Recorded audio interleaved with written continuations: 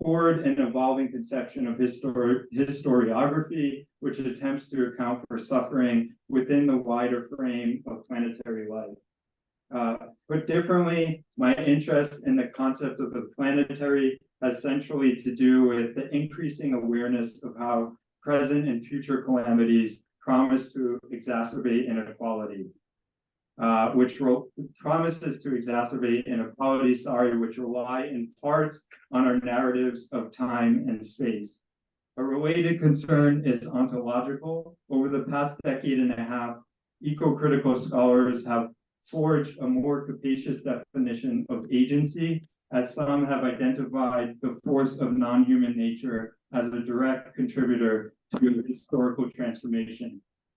Finally, my method involves a particular kind of post-reading informed by the metaphor of sedimentation, which unfortunately I don't have the time to discuss in clear detail today. However, the goal is to chart the contours of a new historical fiction, one that reflects an orientation that I believe is best categorized as planetary. All three concerns find full narrative expression in the writings of David Mitchell, Hari Kunzru, Amitav Ghosh, and Ruth Ozeki, among others, whose work I treat as exemplary case studies in my dissertation. To be clear, I argue that their work is best understood or better understood through the lens of the planetary rather than the global or the worldly, for the following reasons, which I compress for the purposes of this talk. By many accounts, the global is conceived as a virtual realm of finance, cultural exchange, and cybernetic transaction, which, depending on your historical vantage point, might be traced back to what scholar Mary Louise Pratt describes as a kind of imperial consciousness emanating from Europe in the 15th century and eventually pervading rich nations the world over, as they unevenly accepted the imperative of a capitalist world economy. Hence, the globe is often perceived as an impersonal and homogeneous space of entrepreneurial or opportunist transactions, which delimit the capacity for empathic exchange and authentic relations. This is something which hopefully we will come to see is inverted by the notion of the planetary. Most recently, the historian Dipesh Chakrabarty has done the painstaking work of tracing a lineage between conceptions of world, globe, and earth as distinguished from planet, the latter representing the framework which he would prefer to see structuring political thought in the 21st century as we encounter the unique epistemic and representational challenges posed by environmental crises. While we do not have time to gloss Chakrabarty's seminal essay on the subject, entitled The Climate of History, 4 Theses, published in Critical Inquiry in 2009, it is worthwhile to paraphrase two notable insights which he expounds on in the form of a tension between the concept of world over against that of the planet. Chakrabarty's primary interlocutor in his discussion of the concept world is unsurprisingly Martin Heidegger, the author of the staggering work Being in Time. Chakrabarty observes quite convincingly, and this is paraphrasing Chakrabarty's reading of Heidegger, but essentially he argues that Heidegger and his followers' conception of world places a premium on human relations and human relationships to the rest of the environment. And in turn, his conception, Chakrabarty's conception of the planetary, would have us pivot our conceptual and perceptual apparatuses toward the significance of non-human entities and the way they catalyze historical change today. So that's A little bit about my project to sort of situate the talk for today, which consists of a chapter that I'm including in my dissertation on Ruth Ozeki, particularly A Tale for the Time Being. I wanted to briefly introduce the novelist, as I know some of you may not be familiar with Ozeki's work, but hopefully you will be in the near future. Ruth Ozeki is a novelist, a filmmaker, and Zen Buddhist priest whose works have garnered international acclaim for their ability to integrate issues of science, technology, religion, environmental politics, and global pop culture into unique hybrid narrative forms. Her most recent novel, The Book of Form and Emptiness, tells the story of a young boy who, after the death of his father, starts to hear voices and finds solace in the companionship of his very own book. And we'll see some relation to what she depicts in A Tale for the Time Being and the so-called animacy of this book in The Book of Form and Emptiness. Her earlier novels, My Year of Meats, All Over Creation, A Tale for the Time Being, and lastly, The Book of Form and Emptiness, have been translated and published in over 30 countries. The novel that we're looking at and discussing today, A Tale for the Time Being, won the LA Times Book Prize and was shortlisted for the Man Booker Award and the National Book Critics Circle Award. So, in addition to providing some context on the author of the text, I wanted to provide a little bit of background for the historical scenarios, the historical events that sort of set the stage for the fiction that you're going to hear about. As depicted in my slides, the catastrophic events surrounding the Tohoku earthquake and tsunami in Japan on March 11, 2011, provide a sobering backdrop for a discussion of Ozeki's novel. The magnitude 9.1 earthquake, as documented by the National Oceanic and Atmospheric Administration, triggered a seismic event that wrought devastation upon the northeast region of Tohoku, Japan, causing nearly 20,000 human casualties and insufferable ecological harm. These losses persist today, impacting both the region's inhabitants and its infrastructure. Beyond Japan, the disaster quickly garnered global attention, with reports highlighting its transnational implications, including the circulation of debris in the Pacific Ocean. Particularly alarming was the dispersion of radionuclides as 3 nuclear reactors at Fukushima succumbed to the tsunami's massive force. This aspect of the disaster captured international focus, prompting collective awareness of the increasing frequency of such events on a planetary scale. Ozeki's novel provides a unique opportunity for contemplating the emotional and existential aspects of the climate and environmental crisis with the Tohoku tragedy in mind. Through its formal ingenuity and narrative depth, A Tale for the Time Being serves as a potent literary vehicle that exemplifies the kinds of relationships we see emerging in our current era. Most notably, it highlights the widespread vulnerability engendered by various ecological crises, which increasingly bind disparate cultures, communities, and individuals across the geopolitical spectrum and the international division of labor. The novel is comprised of 3 parts, which, as we'll see, mirrors the profound influence of Buddhist philosophy on Ozeki's writing. Modern Buddhism is, of course, frequently delineated by scholars into 3 schools of thought. And while it's certain that Ozeki draws from all 3 of these ancient traditions, it is nevertheless clear from the beginning that Mahayana and its later form Zen Buddhist philosophies imbue the work with its distinctive form.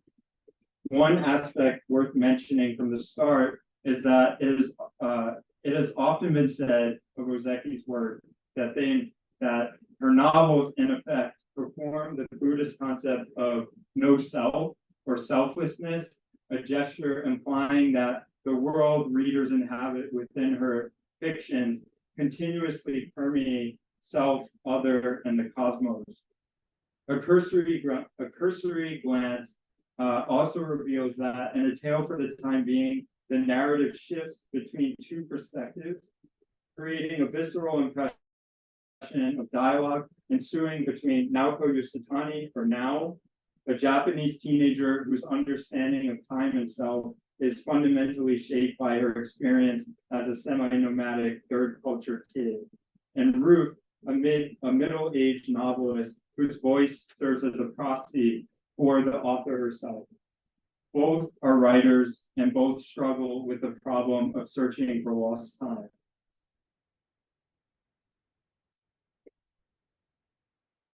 Now initially introduces herself as a time being, a figure which she promises to enlighten her audience upon as we encounter various vignettes from her personal diary, a text which washes up surreptitiously on Ruth's remote Desolation Sound in British Columbia. It is precisely the contingency of the circumstances leading to Now's belongings washing up on the far side of the Pacific that provides the occasion for our analysis of the novel as an embodiment or a unique form of empathy, one that is inextricably linked to the staggering changes engulfing our planet as a consequence of climate change. Indeed, the mystery surrounding this buoyant object, which first appears to Ruth's naked eye as Flotsam, is in fact no mystery at all. Instead, it represents the culmination or intersection of two well-documented geophysical and anthropogenic forces. On the one hand, the scientific observation that the ocean possesses a kind of metabolic rift or system widely known as the global conveyor belt, which circulates massive quantities of seawater from one side of the Earth to the other in a process that takes approximately a millennium to unfold.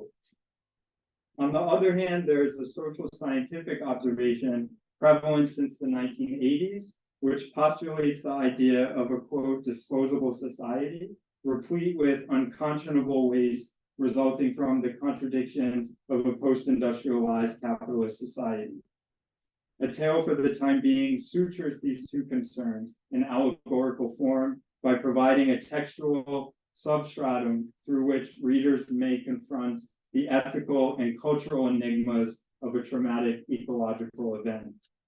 Through numerous scenes of reading, the novel makes plain the notion that all is ecological, from the microscopic scale of particles to the handwritten letters appearing on weathered pages in Now's diary, all the way through the ineffable forces which give rise to the conditions perpetuating life on the planet. What is most remarkable about the novel's imaginary, about the scale of the novel's imaginary, is that such mental abstractions are often rendered in the slender space of a page, and in some cases compressed into a paragraph. For instance, the Tohoku earthquake and tsunami is mentioned in passing at the beginning of the novel, where Ruth's partner Oliver aims to explain the contours of the oceanic processes which might have resulted in Now's diary appearing on the other side of, or on their side of the Pacific. Quote, and this is projected on the slide, there are 11 great planetary gyres, he said. 2 of them flow directly towards us from Japan and diverge just off the BC coastline. The smaller one, the Aleut Gyre, goes north toward the Aleutian Islands. The larger one goes south. It's sometimes called the Turtle Gyre because the sea turtles ride it when they migrate from Japan to Baja. He held up his hands to describe a big circle. The cat, who had fallen asleep on the table, must have sensed his excitement because he opened the eye to watch. Imagine the Pacific, Oliver said. The turtle gyre goes clockwise, the Aleut gyre goes counterclockwise. His hands moved in the great arcs and spirals of the ocean's flow. While vaguely interested in Oliver's exegesis of the various oceanic gyres, Ruth suddenly becomes taken by the diary of a young woman whose confessional prose and salient handwriting soon eclipses her other preoccupations, including the memoir she purports to be writing while suffering from the malaise of writer's block. Now's diary is indeed a meditation on suffering, especially the conundrum of being in time, which the novel self-consciously explores through various allusions to Western thought, as well as Eastern philosophies of religion and temporality.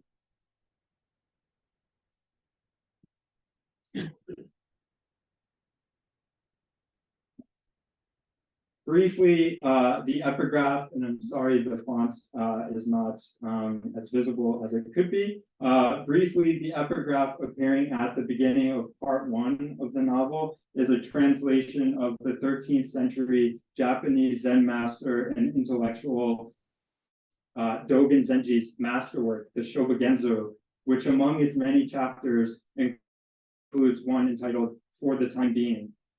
Dogen articulates in poetic prose in this quotation the formidable scope of the time being as a spiritual presence within the broader cosmos. As an aside, I highly recommend a close reading of Dogen for anyone who's interested in Buddhist ontologies, as the text is readily available in translation both online and in print. As you can see from what's displayed in my slide, this passage is demonstrative of the notion of a time being anything which exists or can be perceived in the context of this earth, and presumably the cosmos as a whole. Although this excerpt from the Shobogenzo ostensibly foregrounds space, or better yet, spatial relations, as they might be conceived within a distinctive Buddhist paradigm, Dogen, like, and also unlike many Western philosophers, albeit Heidegger in particular, is fascinated by time's apparent capacity to unify the perception of phenomena or the phenomenal world, as expressed in the poignant phrase, quote, oneness with all things. Oneness with all things is certainly not a neat corollary for the Heideggerian concept of being in the world. Nevertheless, it is useful to draw the comparison in our approach to Ozeki's novel, as both ideas or frameworks find full expression in the narrative's linguistic and tropological matrix. There's a kinship, I argue, between Heidegger's capital B being, for instance, and the Buddhist concept of Dharma, and I think it is fair to say that both ideas are cleverly eared in A Tale for the Time Being.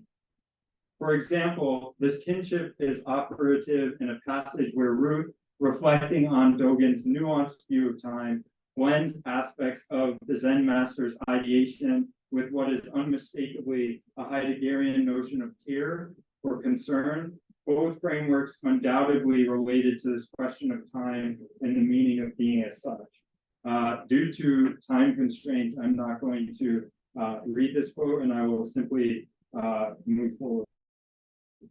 What is most striking, perhaps, is the manner in which Now's diary, along with the remnant artifacts central to the book's narrative current, including Ruth's memoir in progress, conveys not only empathic energy reminiscent of the Buddhist concept Dharma, but also prompts readers to recognize that extra-human figures, non-human figures, and processes flowing throughout the book's pages are potentially even more instrumental in creating opportunities to imagine a form of empathic repair or consolation, and that amid the tumult of a world or a planet subject to climate change and its compounding pressures.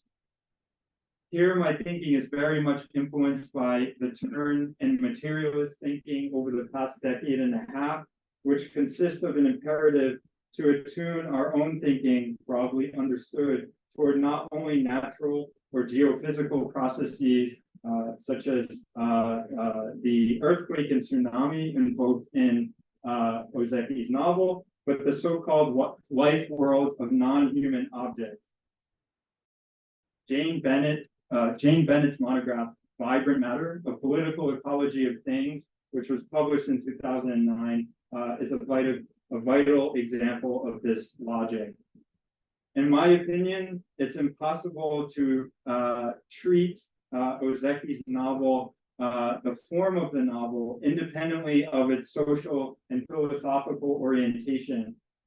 The language that I'm using here, namely that of an orientation or a commitment, can be controversial in literary studies and cultural studies more generally.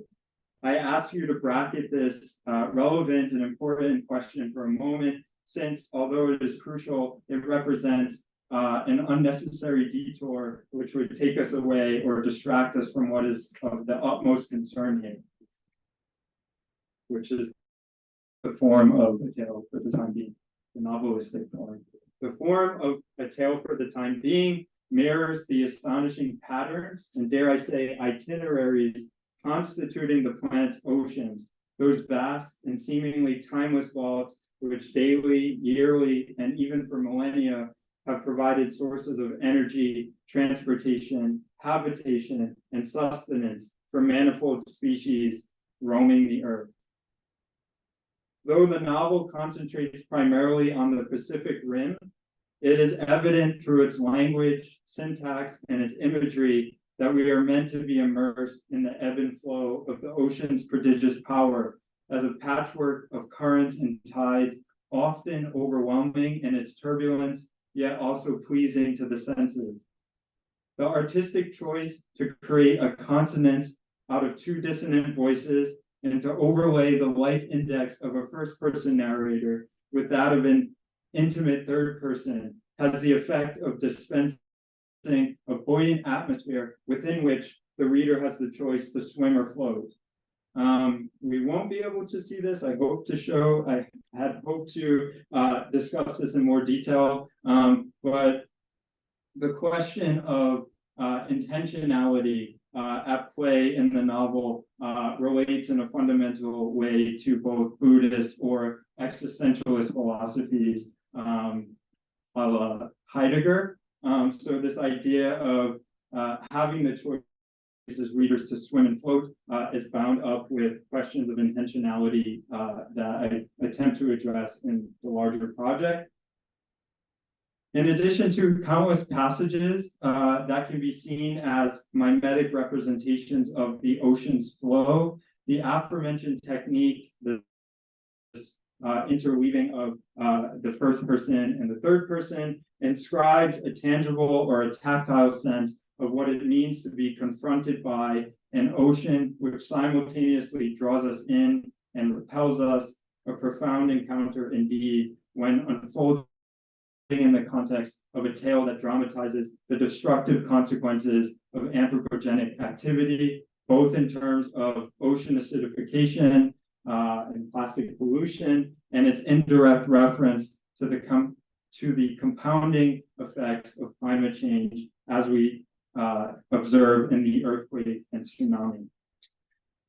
I want to hover for a moment, or maybe for the time being, over the question of the novel's seeming tactility or haptic obsession. In other words, its preoccupation with the role of touching or being touched in various senses and by various entities or forces in the material world. One of the remarkable merits of this book is its ability to capture how the sensation of touch and the experience of being in time are indubitably related. In an early sequence in the novel, which we have partially encountered already, Ruth, that is the focal character Ruth, recalls something profound that now had once simply glossed over in her own diary. As Ruth reflects on the, quote, uninhibited flow of Now's prose, she remembers the unwittingly prophetic words that Now shares with her through the diary. Quote, I am reaching through time to touch you, and I'm reaching forward through time to touch you. you're reaching back to touch me. Time becomes the inevitable measure of what is possible in a world or a planet consisting of time beings who, according to the religious or ethical dimensions of this text, implies a kind of saving, which I treat or I examine here as a peculiar form of empathy. Touching through time is seen as the accidental byproduct of a textual exchange, requiring an intermediary form or substance without which such mutual recognition or empathy could not occur.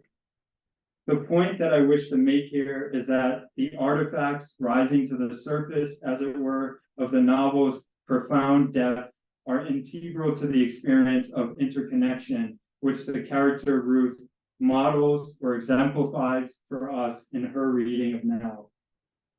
The French philosopher Jean-Luc Nancy, who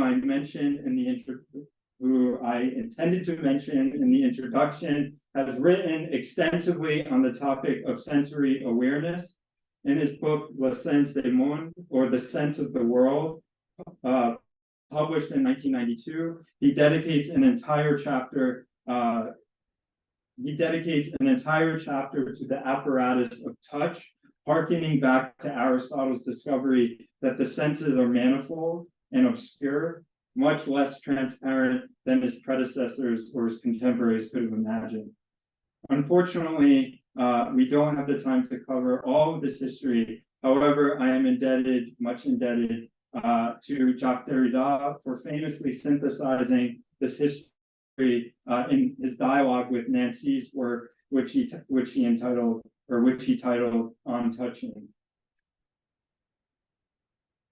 So I'll read a little bit from this passage, and this is coming from Derrida's monograph on touching, again, a dialogue with Nancy's work.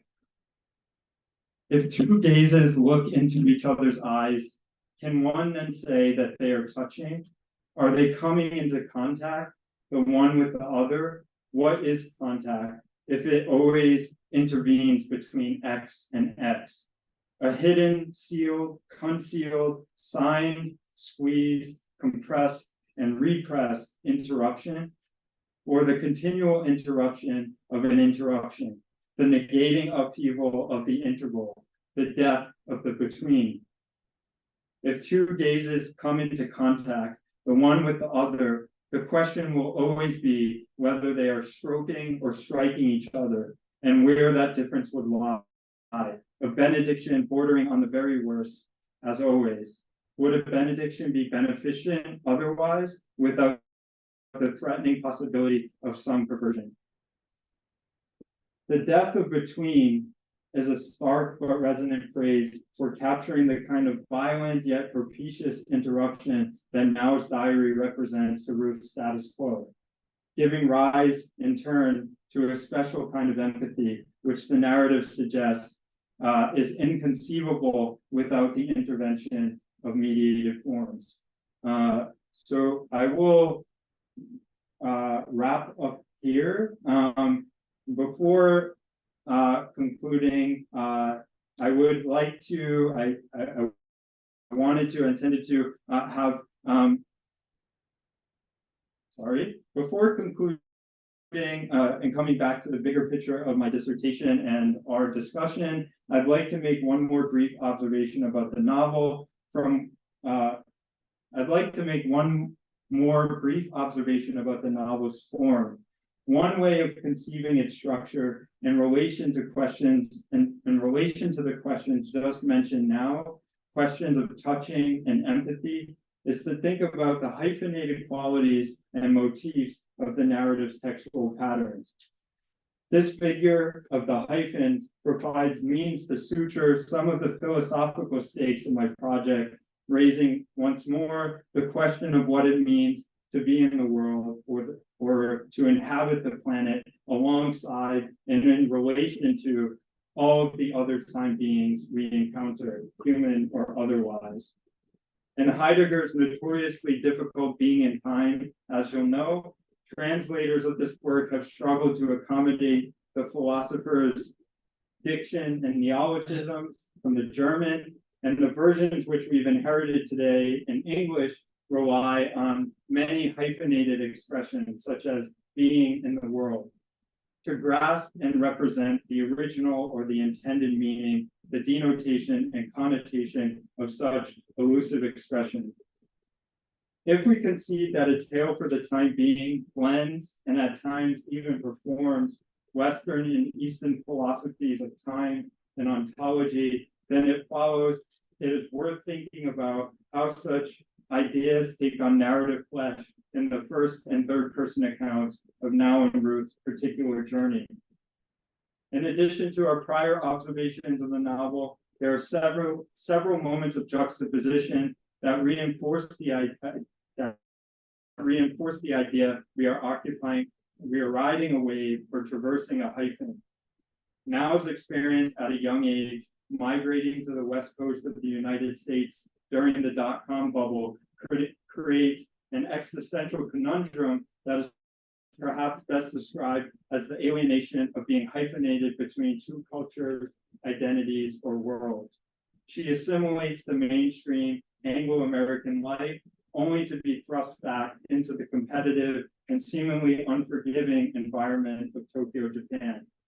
This transition is illuminated in just a few pages of her diary, yet establishes a broader leitmotif as the guiding thread for navigating the hyphenated qualities of the novel structure.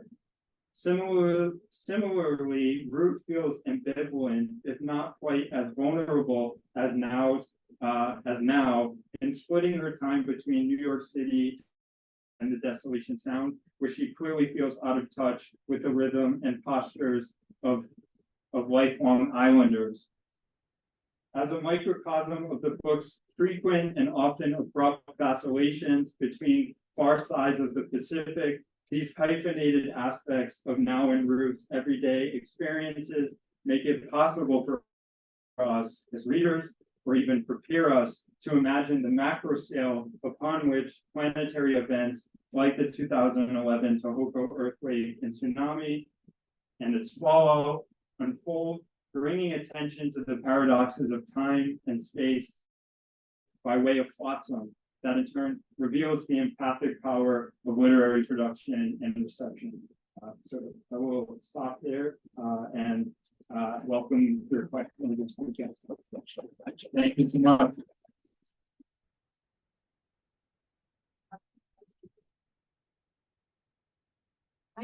I'd like to, how did you get interested in this? Yes, that's a really wonderful, thank you for that question. So really culminated with my comprehensive exams, although I was familiar with Ruth Ozeki's work prior to the exams, but during that process, I knew that I wanted to talk about the distinctions between the global and the planetary, and at the time I also was thinking about the concept of cosmopolitanism, and Ozeki's book at first struck me as exemplary of all of these sort of different conceptual categories, and so I became interested initially through the concept of the planetary that was sort of circulating in literary and humanistic circles, and then the more that I discovered about the environmental context for the novel, particularly the tsunami and how it had informed Ozeki's writing of this novel, that inspired me to delve further. Thanks for your question. That was a wonderful talk, really. Thank you. I would love to know why you bracketed Ozeki's the connection between Ozeki's form in this novel and her political commitment, I think, right? There's a political, that's, wait, you didn't use the word political, you used the word commitment. Yes. Okay, so could you say a little more? I asked that pure curiosity. I'm not sure what controversies got elided. I just don't understand. Sure. Yeah, no, I love that question. So it does seem there's a tendency or a current, I would argue, in literary criticism to, if not avoid is not the right word, but to certainly not to prioritize over against the formal elements of the text, the political dimensions of the text. And so what I was trying to express in this paper is that although this reading is very much captivated by the philosophical and political implications of the novel and the novel's form, I wanted to stress that and be clear that the way in which my methodology would proceed would be both formalist and I'll just say historicist, which is very much aligned with the methodology of my dissertation. So it has this hesitation has very much to do with my investment in conversations about literary critical method in recent years, and thinking about movements like new formalism, new materialism, and their tensions. I think I want I have the sort of aspiration to treat these in a kind of dialectical fashion, and to also be very cautious about drifting over to a large extent into the political dimensions without treating form. Can I just follow up to say that the tension you described is also a tension in a kind of committed Zen Buddhism, right? It's like it's the tension between the empathy, the oneness, the anti-hierarchical nature of it, and the need to let go, right? There's advocacy kind of implied, but to commit to a program is too much of an alignment with a kind of selving project, Yes. right? So I think, I mean, there's something kind of recursive about what you're doing when you bracket that. I'm not criticizing. I'm saying it's of a piece with you, right? And but I mean, it could be a problem, but it's not necessary. Yeah, I don't know how, and thank you for that. It's really powerful and profound. I think I don't know how to articulate this in this moment as well as I might like to, but I think one of the things that I wasn't able to explore for the purposes of this talk, but I will and I do in the chapter as a whole, is a discussion of the autobiographical elements of the novel's form and their relationship to autofiction in particular, which not exclusively, but those who are working in post-45 or post-89 contemporary Anglophone literature have been kind of at war in discussing, and I have my own perspectives on the question of autofiction. But one thing I will say in terms of the performative dimension of Ozeki's novel in relation to Buddhism and spiritual commitments is that her novels, until recently, were often treated as didactic and were read very much as a kind of self-help fiction. And one of the reasons why I'm particularly excited to be treating Ozeki in my dissertation is because it hasn't been until maybe the past few years that critics and the public have been able to recognize that this is the work of an artist, and that this is very much an aesthetic work that challenges our understanding of what art can do. So I think that's something that I'm particularly, I want to discuss more. I hope to discuss more, and I hope to be perhaps a little bit more or less opaque about in the future with that. I have a question about form and your metaphors of Flotsam presentation. Yes. And I was really struck by your choice to focus on hyphenation. And I've learned a lot through that. But it's been probably about 5 years since I've carefully read myself studying.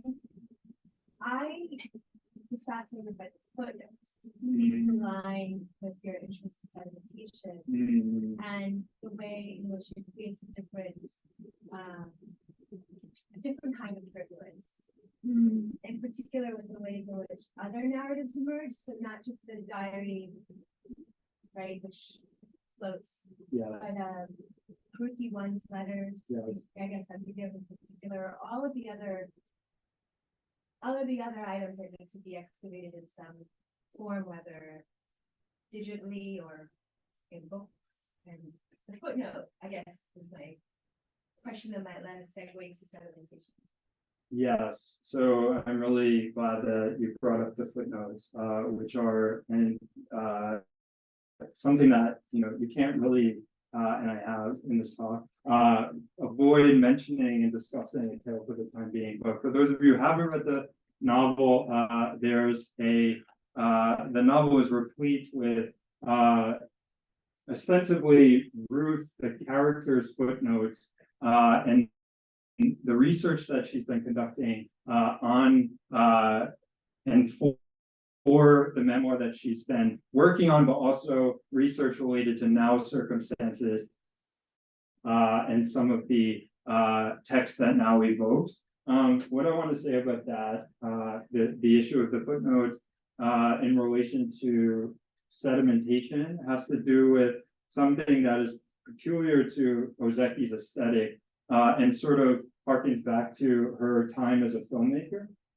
She often in interviews talks about her appreciation for montage, and she also emphasizes in again many of these interviews her usage of found objects as a inspiration to the imagination that we encounter through her novels and through her films or cinematic work. So I think what I want to explore more in terms of the footnotes is relating that, and I may need to think more about, I do need to think more about the relationship between the footnotes and potentially strata or layers of stories, but also the question of found objects relating back to Flotsam and some of these animate, non-human objects that one finds when you're reading Ruth Ozeki, and not just the tale for the time being. I hope that sort of gestures towards an answer. Great, thank you. Thank Looks you. like we are not out of time, so I'd like to thank Billy again. Don't